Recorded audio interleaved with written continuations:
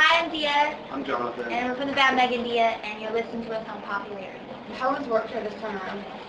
It's long and hot. We were definitely more prepared for it this year. It's our third year doing it, so it was easier to get into the routine. When you started out in the industry, what was the appeal for you, and has that appeal changed at all? Um, yeah. When I first started out, I was really young, maybe like 14, and we got a manager, and we were just gonna like kind of go the cheating way. Just, we didn't know what touring was. We didn't know what really working hard was. They were just like, we're going to try to put you guys to radio. And we dressed up in like sparkles and go out and play for record label offices. And we never really got anywhere, thank goodness. That would ruin my life. But after that, we didn't work with our manager anymore. We just kind of stopped. And then Meg and I started to do our own thing and play our own shows and book our own stuff. And then we started to go the band route, which was touring in like a 5-passenger Infinity and finding friends to play with instead of like hired musicians and stuff like that. And took a turn for the better, very organically. Can you talk a bit about the new album and what you're most proud of about it? The new album, we're really proud of it just because it represents how we were at that time in our life.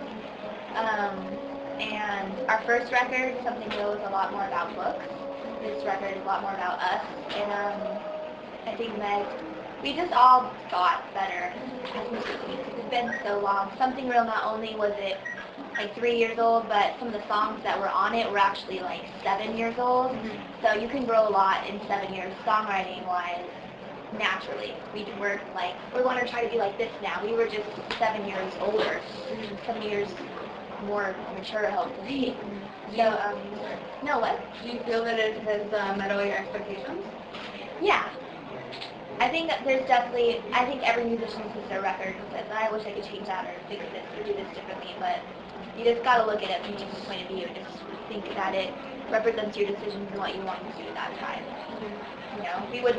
We put out something totally different than we recorded right now. What do you feel that you've learned about yourself musically throughout the process of the album? That there's always things to learn. You never know it all, and that's why it's so exciting. You can do it forever. What makes you happy and what makes you sad? Comedy makes me happy. Children make me sad. Why is that? Because I think that lately kids are trying to grow up too quickly, and it makes me really sad to see like a 12-year-old with bright blue eyeshadow on and 5 piercings and listening to something that they don't understand, or I don't know. I just feel like things are changing. When I was their age, I was like sleeping and building spaceships and cars and picking my nose. It's just sad to like see people want to be grown up and be into that fashion mode so quickly because it's tiresome. When you're a kid, when it's most special. Are you happy with the level of success that you've achieved, or is there something more that you want still? I think you're always going to want more. Otherwise, we could just die happy. We're happy and we're grateful, but we're always going to want more, especially music-wise too. Not only like more doesn't necessarily mean bigger crowds and more records sold, but it just means being like content with yourself and more, more songs to write. There's always more to say, really. What do you feel has been and will continue to be your key to success?